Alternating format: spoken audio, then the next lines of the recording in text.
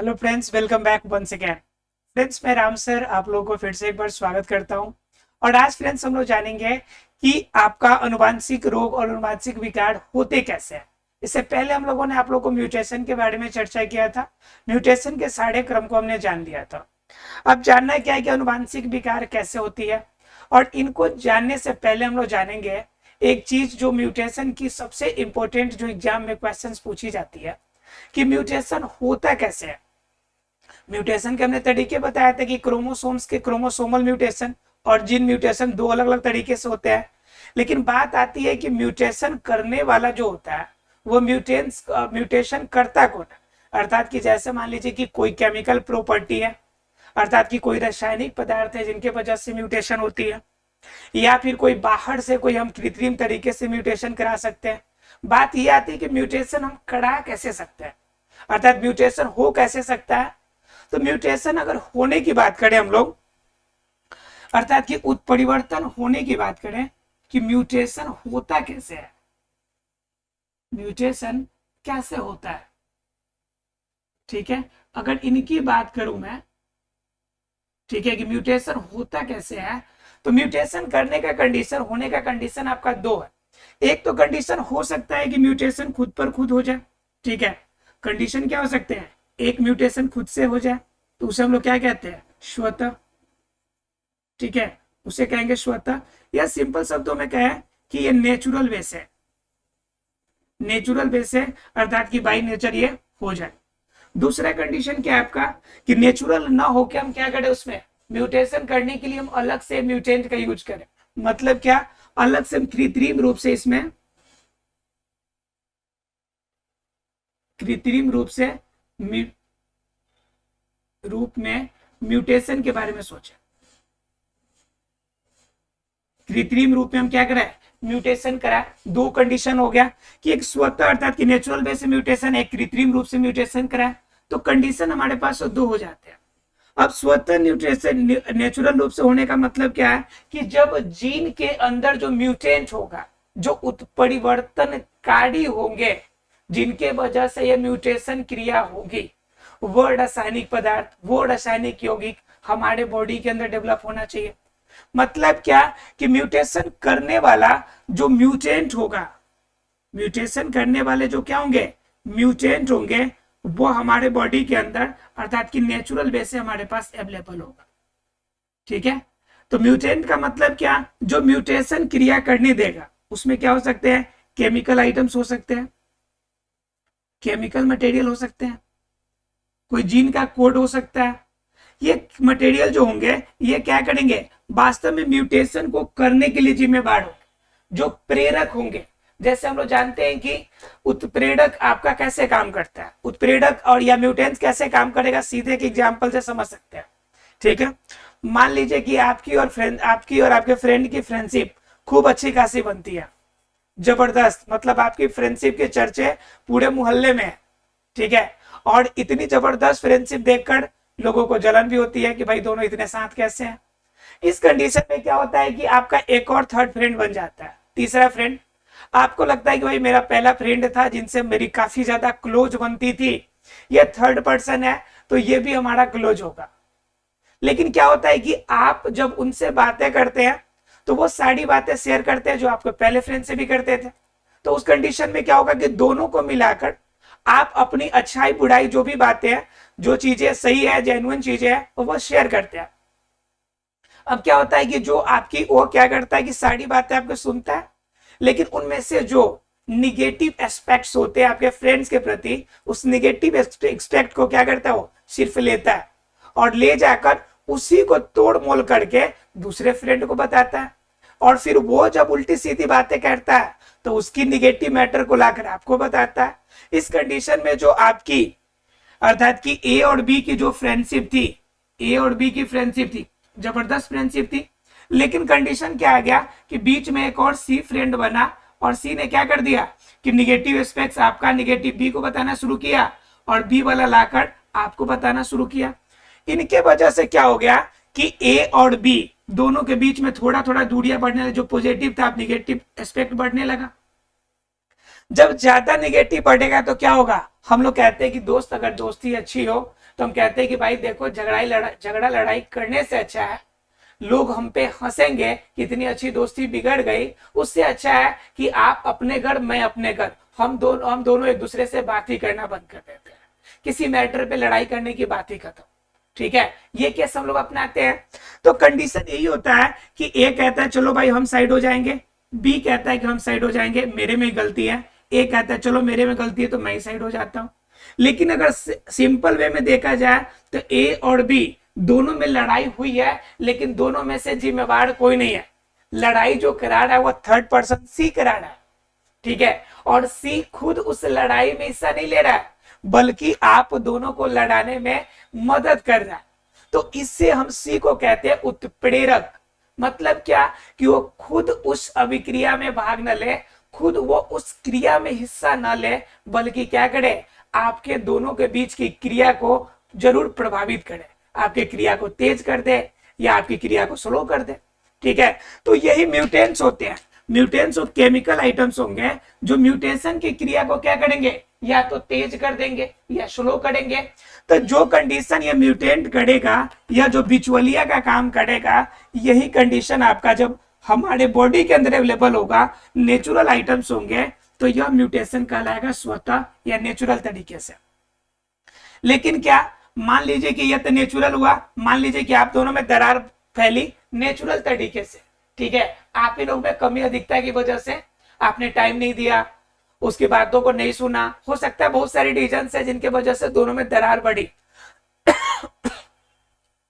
जिनके वजह से आपका क्या हो गया, रिश्ता टूटा।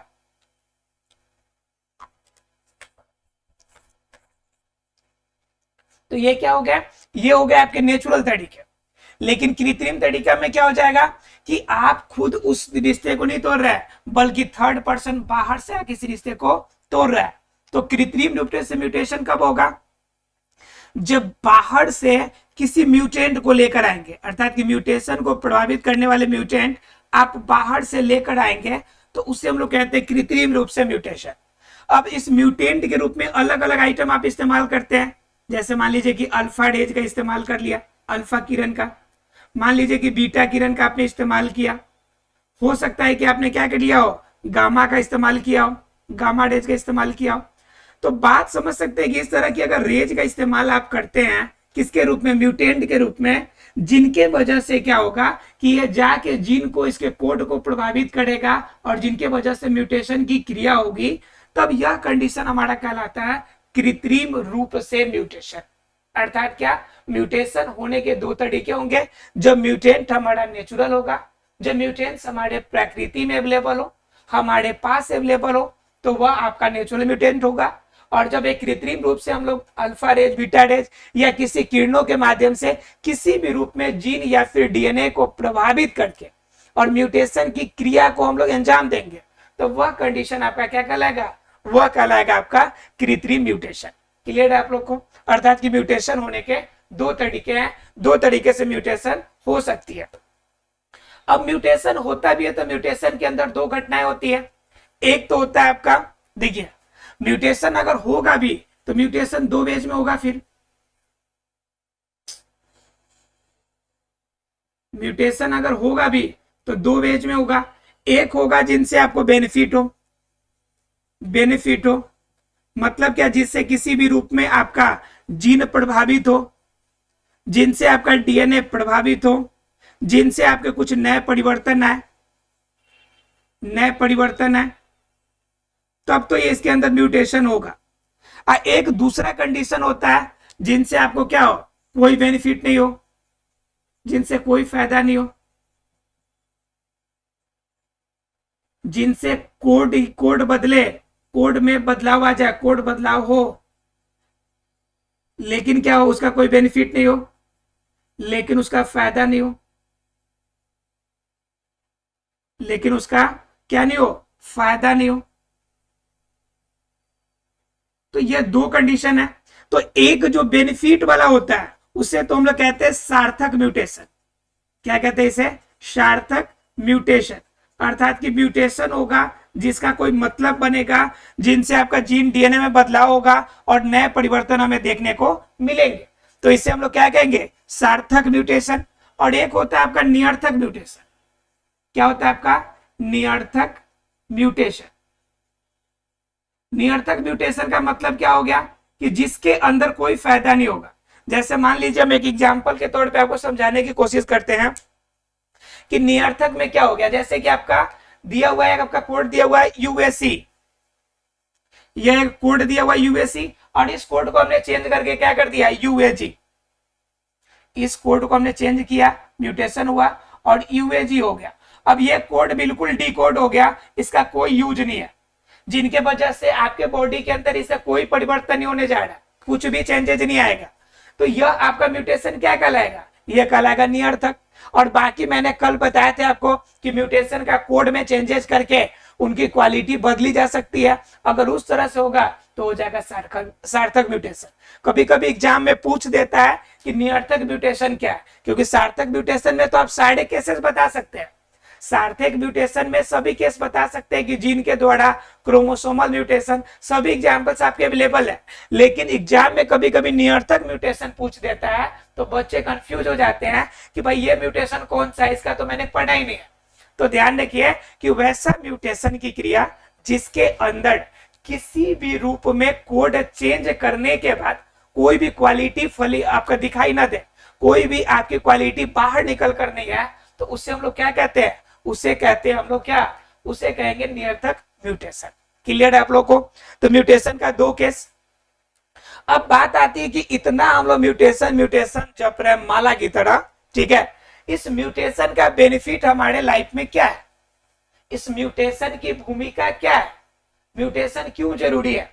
ठीक है, अब म्यूटेशन की भूमिका जान लेते हैं हम लोग कि हमारे लाइफ में म्यूटेशन की भूमिका होती क्या है।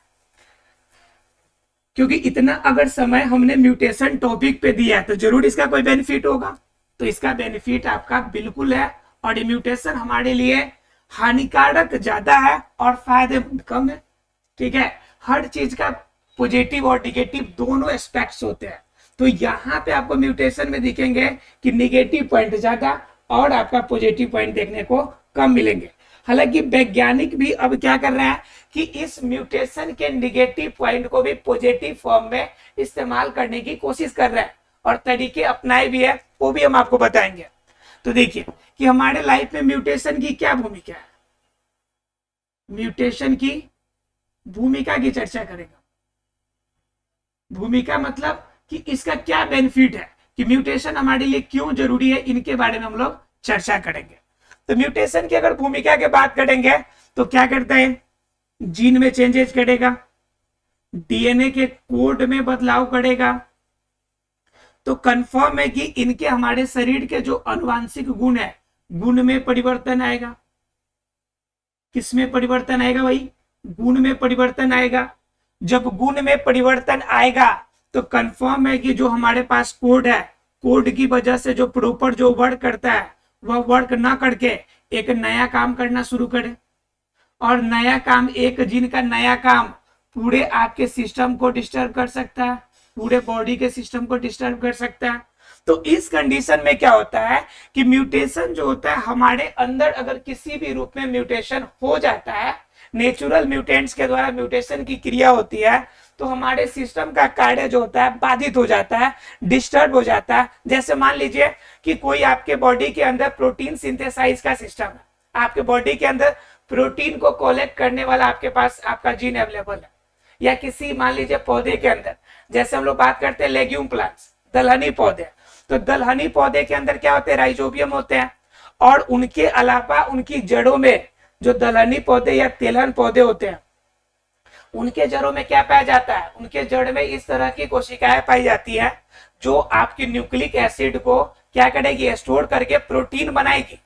अब उस कंडीशन में आपका क्या होगा, म्यूटेशन हो जाए, और म्यूटेशन होने के बाद मालूम चले कि प्रोटीन को सिंथेसिस करने का सिस्टम ही बदल गया, प्रोटीन ही सिंथेसिस नहीं हो रहा, प्रोटीन ही इकट्ठा नहीं हो रहा, तो बताइए वो म्यूटेशन आपके लिए बेनिफिशियल होगा क्या, बिल्कुल भी नहीं होगा।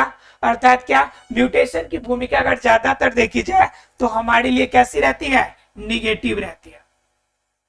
क्या रहती है, निगेटिव रहती है। लेकिन क्या कुछ स्तर पे वैज्ञानिक लोगों ने इसके पॉजिटिव सर्च भी आपके किए हैं। पॉजिटिव कैसे रहते हैं उनके बारे में देखिए। तो पॉजिटिव के लिए क्या किया है कि एक आपका गेहूं का म्यूटेटेड आपका क्या है यानी कि उत्परिवर्तित नया वर्जन निकाला गया है, जिसमें प्रोटीन का लेवल पहले कितना परसेंट था, 9% था, अब 9% से उसमें बढ़ाकर 14% किया गया। हमारे देश के अंदर अगर कहा जाए कि किसी भी रूप में हमारे देश के अंदर अगर हरित क्रांति का द्योतक है तो वो कौन थे, वो स्वामीनाथन थे। वो कौन थे, स्वामीनाथन। अब स्वामीनाथन ने क्या किया कि यही तो काम किया इन्होंने क्या किया कि म्यूटेशन का सहारा लिया और म्यूटेशन के सहारा लेकर हाइब्रिड का क्वालिटी का क्या कर लिया इन्होंने, हाइब्रिड क्वालिटी के इन्होंने आपके सीड्स बनाए, जिनके वजह से हमारे यहाँ पर अच्छे अच्छे किस्म के बीज निकलने लगे। और इन्हीं हाई किस्म के बीज बनाने के कारण उत्पादन क्षमता बढ़ी, पोषकता बढ़ी, जिनके वजह से कहा गया कि हमारे देश में क्या गया, हरित क्रांति आ गई। हरित क्रांति का मतलब कुछ मटेरियल आना थोड़े ना होता है। हरित क्रांति का मतलब क्या होता है कि आपकी हरियाली बढ़े, आपके गेहूं के उत्पादन में वृद्धि हो जाए। सामान्य रूप से हरित क्रांति का मतलब गेहूं के उत्पादन में वृद्धि होता है। जनरली सीधे शब्दों में कहे, खाद्य जो अनाज होते हैं उनके उत्पादन में वृद्धि होगा, उसी को हम क्या कहते हैं, हरित क्रांति। डॉक्टर स्वामीनाथन ने इसके आपके क्या है, इसको आगे लाने वाले आपके व्यक्ति के रूप में, वैज्ञानिक के रूप में आपके देश में जाने जाते हैं। और इन्होंने हाइब्रिड क्वालिटी को बनाने के लिए किसका सहारा लिया है, म्यूटेशन का सहारा लिया। और इन्होंने गेहूं पे म्यूटेशन करके जहां पे प्रोटीन का लेवल 9% था उसमें उसको बढ़ा के कितना कर दिया, 14%। इसके अलावा कुछ धान्य की फसल भी है जिनमें भी चेंज किया इन्होंने, कुछ धान के फसल पे, कुछ जौ के फसल पे, ठीक है। आपका अन्य अन्य प्रकार के जितने भी फसल है उन पे इन्होंने क्या किया, आपका म्यूटेशन किया। यहां तक कि जो पेनिसिलिन इस्तेमाल करते हैं आप लोग, तो कवक के क्वालिटी में चेंजेस करके, क्वालिटी में चेंज का मतलब क्या, म्यूटेशन करा के, ठीक है। और म्यूटेशन करा के क्या कर दिया कि पेनिसिलिन का नया वर्जन लाया, पेनिसिलिन का नया वर्जन लाया, नया वर्जन। अब कहने का मतलब क्या, इन सभी की चेंजेस के लिए जिम्मेवार क्या है, आपका म्यूटेशन ही तो जिम्मेवार है। तो हम ऐसा नहीं कह सकते कि सब हमारे लिए सिर्फ निगेटिव है, कुछ पॉजिटिव एक्सपेक्ट भी है। और इन पॉजिटिव एक्सपेक्ट में देखा गया है कि पौधों पे जो म्यूटेशन सामान्य रूप से किया गया, वह म्यूटेशन हमारे लिए क्या हो गया है, बेनिफिशियल साबित हुआ है। जनरली स्वतः जो हमारे बॉडी के अंदर होते हैं, जिनके वजह से सामान्य रूप से रोग ही पैदा होते हैं, ठीक है, उनसे कोई खास आपको बेनिफिट होती नहीं है, ठीक है। लेकिन इस उत्परिवर्तन का आपके विकास में बड़ा योगदान हो जाता है। जैसे मान लीजिए कि आप में अगर म्यूटेशन हो गया तो कंफर्म है कि म्यूटेशन आपका दो स्तर पे होगा, या तो काई कोशिका में या जीन कोशिका में, सॉरी जनन कोशिका में। तो जब आपकी काई कोशिका में म्यूटेशन होगा तो आपकी लाइफ तक ही चलेगी, नो डाउट। आपकी जितना दिन आयु रहेगी आपके बॉडी में वो म्यूटेशन वर्क करेगा। लेकिन जैसे ही आपकी लाइफ समाप्त, म्यूटेशन की क्रिया समाप्त। लेकिन अगर किसी कारणवश आपके जो जनन कोशिका है उसके डीएनए के अंदर अगर चेंजेस हुआ तो समझिए वो केस आपके एक लाइफ में नहीं चलेगा, वो आपके नेक्स्ट जनरेशन में भी चलता रहेगा, ठीक है। तो यह कंडीशन आपके लिए क्या हो जाती है, एक अलग केस हो जाती है। तो इससे आप लोग ध्यान रखेंगे कि आपकी लाइफ के लिए भी म्यूटेशन जरूरी हो जाता है। तो ये क्लियर है। अब एक क्लियर है आप लोग को, तो जानेंगे हम लोग अनुवांशिक विकार के बारे में, अनुवांशिक रोगों के बारे में। ये म्यूटेशन की वजह से तो रोग पैदा होते हैं, और ऐसे रोग जो हमारे एक पीढ़ी से दूसरी पीढ़ी तक जाते हैं, तो इन्हें हम लोग क्या जानते हैं जी, अनुवांशिक विकार के नाम से जानते हैं। किसके नाम से जानेंगे, अनुवांशिक विकार के नाम से। क्या कहता है आपको, समझ लीजिए आप लोग।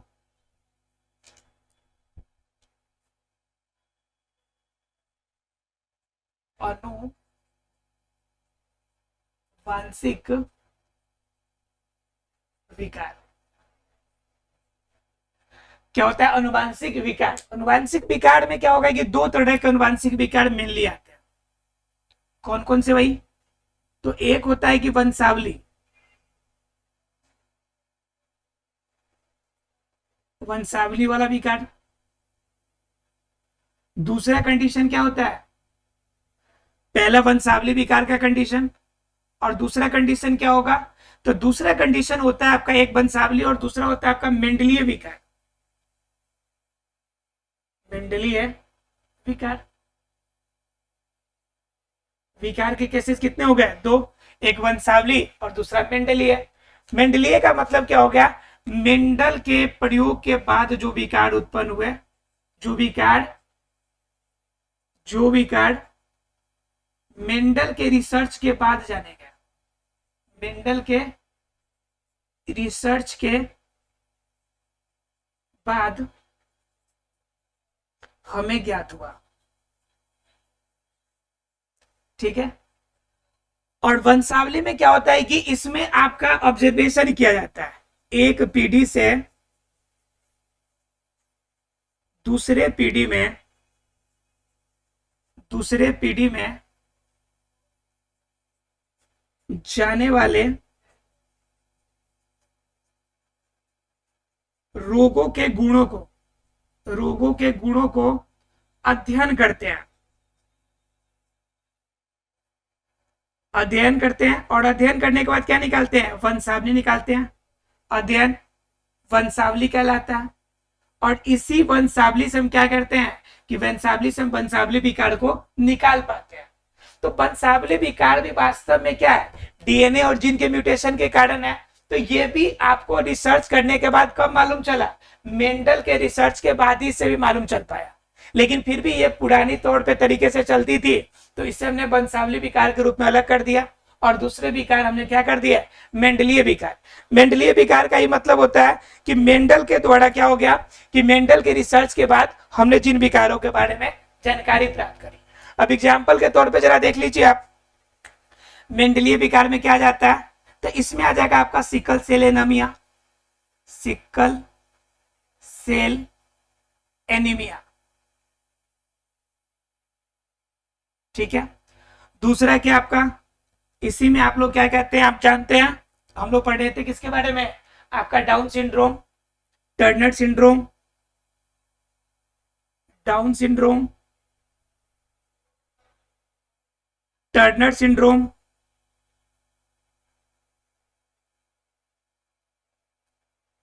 ये सभी किसके अंतर्गत आएंगे? ये सभी आपके मेंडलीय विकार के अंतर्गत आने वाले हैं।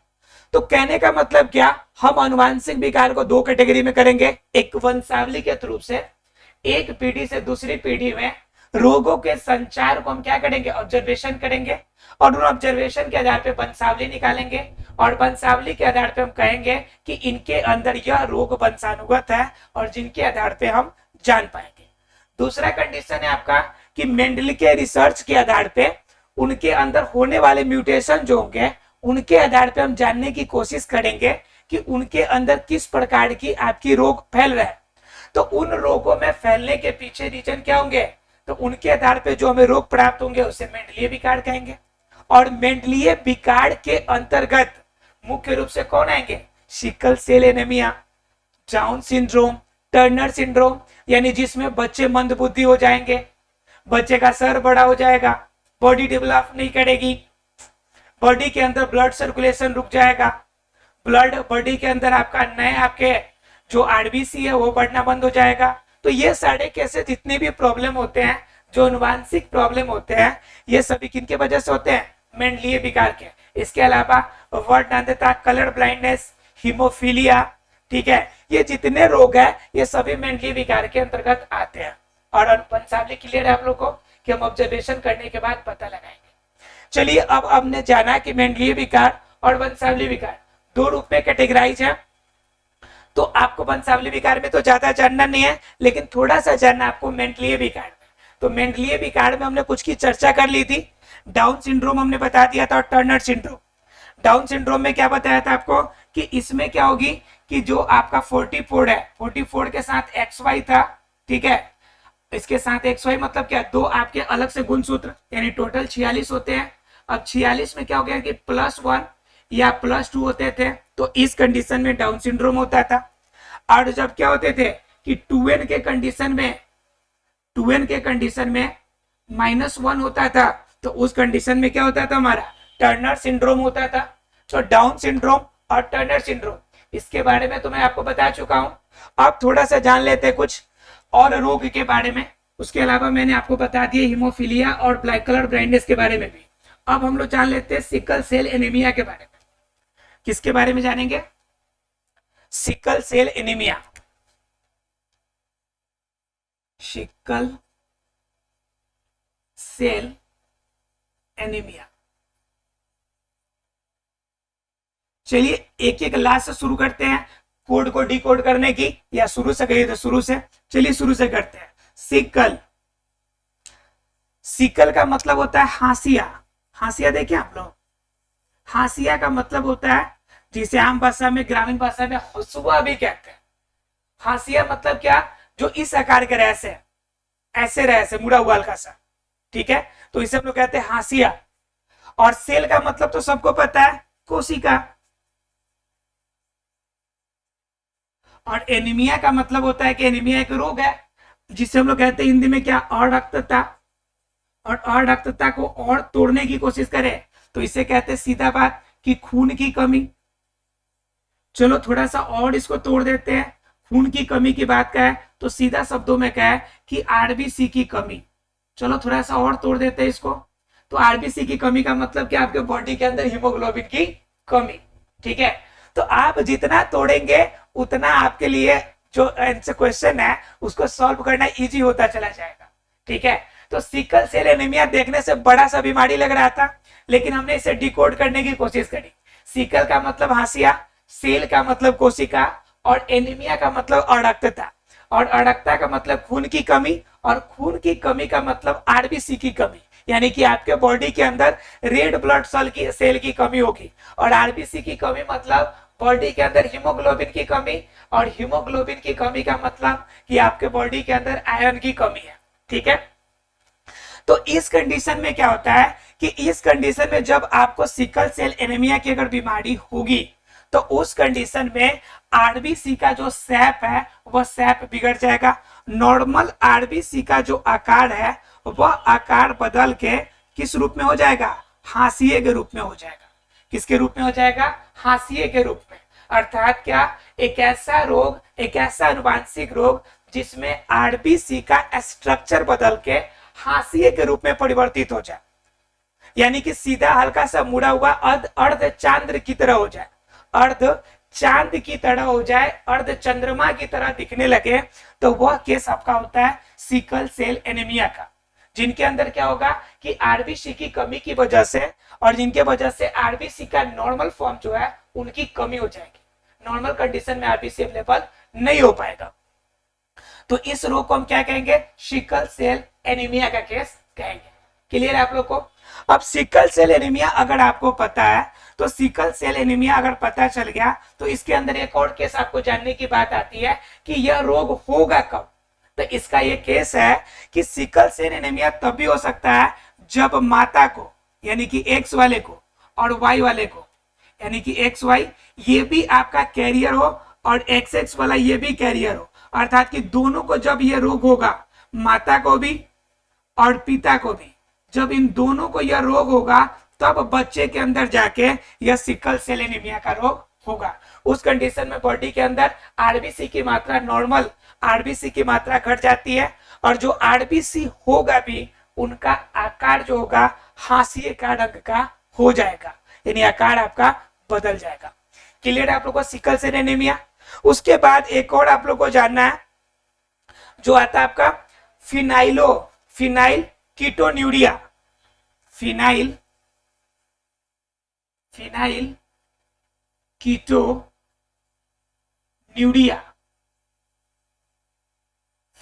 कीटोन्यूरिया।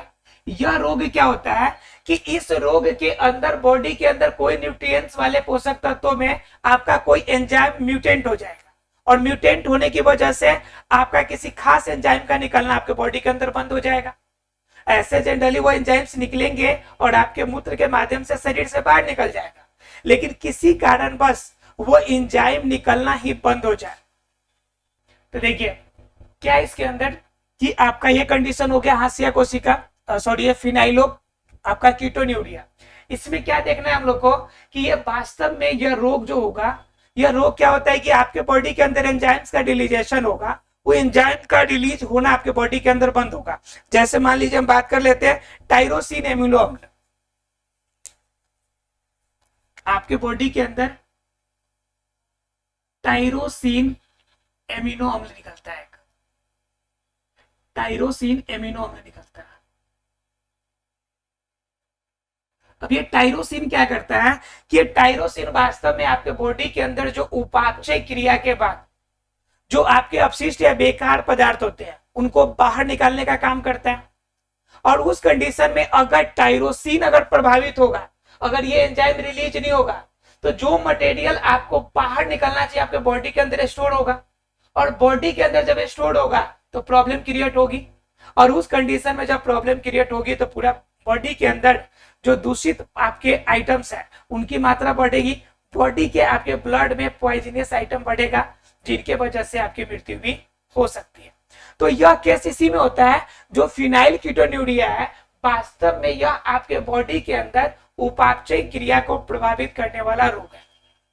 यह कैसा रोग है? उपापचय क्रिया को प्रभावित करने वाला रोग है, जिनके अंदर मुख्य रूप से क्या होता है कि टायरोसिन जो आपका एंजाइम है, इनका रिलीजेशन जो होता है वह बाधित होता है, जिनके वजह से बेकार आइटम्स होते हैं, एंजाइम्स होते हैं, जो एमिनो एसिड्स बेकार होते हैं वो बॉडी के अंदर स्टोर होते हैं, और जिनके वजह से आपको अलग अलग तरह की समस्या का सामना करना पड़ता है। क्लियर है आप लोगों को?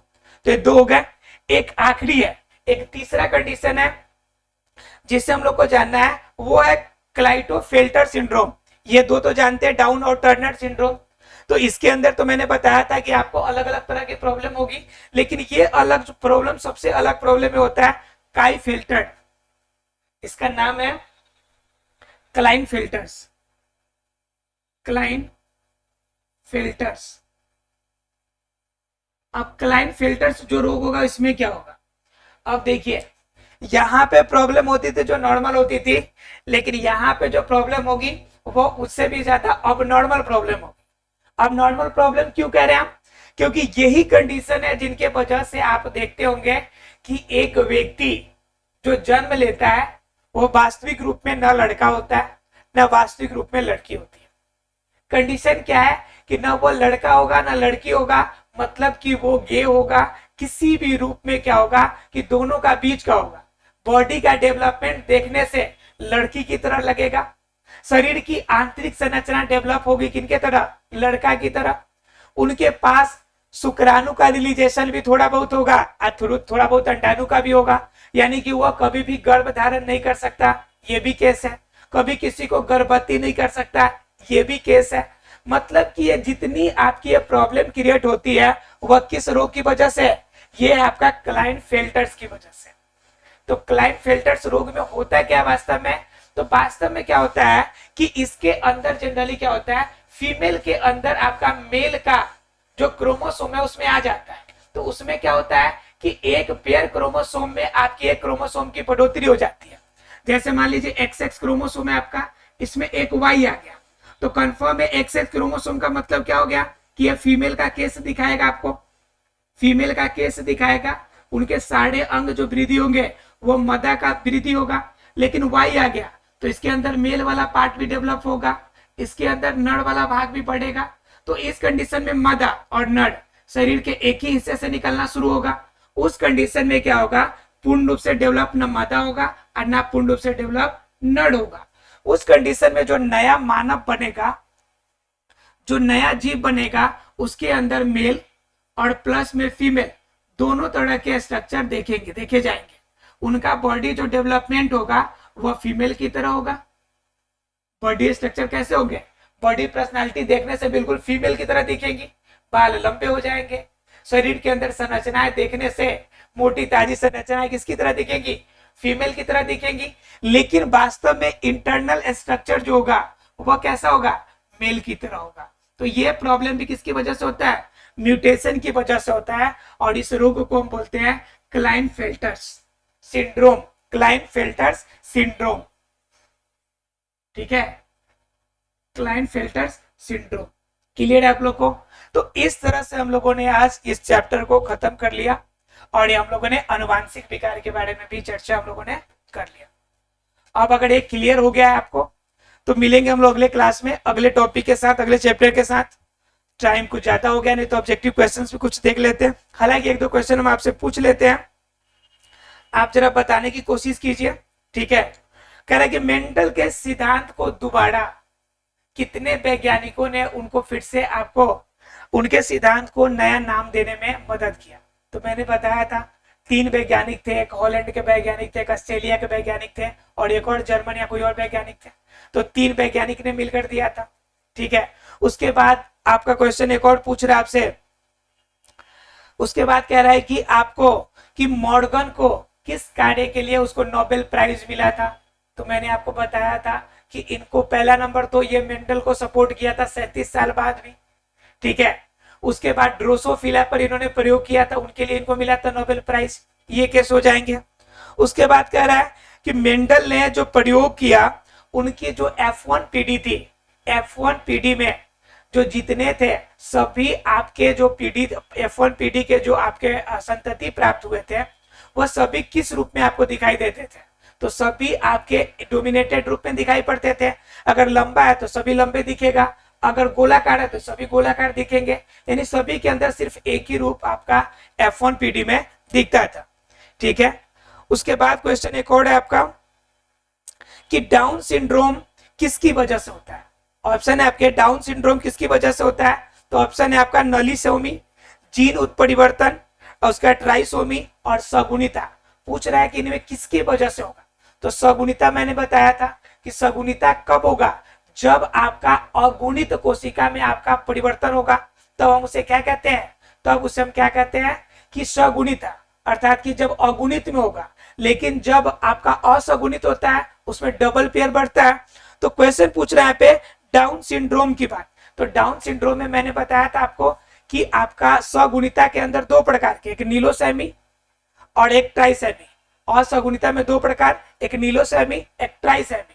तो हमने ट्राइसेमी में बताया था आपको कि उसके अंदर क्या होंगे कि ट्राइसेमी के अंदर आपका वृद्धि करेगा जब कोशिका, तब वृद्धि करने के कारण जो रोग होगा उसे हम लोग क्या कहेंगे?